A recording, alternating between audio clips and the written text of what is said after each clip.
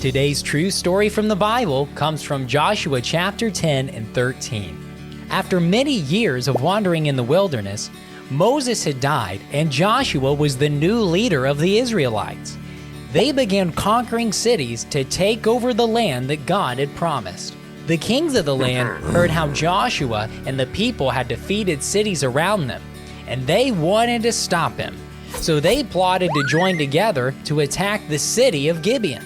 The men of Gibeon sent word to ask Joshua for help, telling him about the attack that was coming.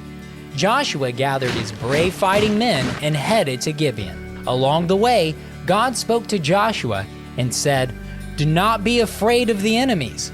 I have given them into your hands." Joshua and his men surprised the enemies, attacking them suddenly. The Lord caused them to panic and run.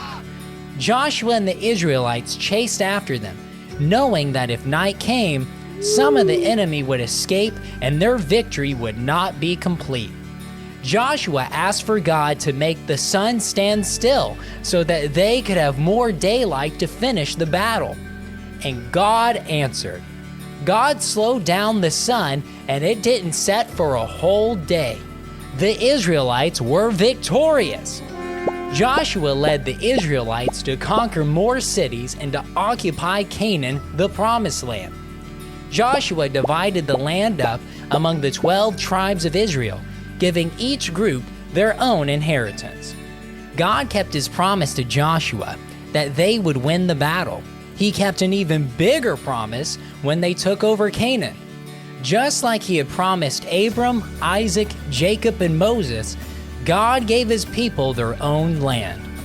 Throughout the Old Testament, God promised hundreds of times that he would send a rescuer who would save the people from their sin.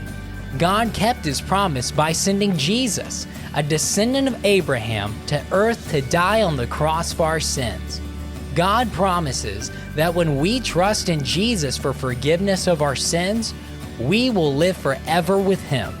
He always keeps his promises.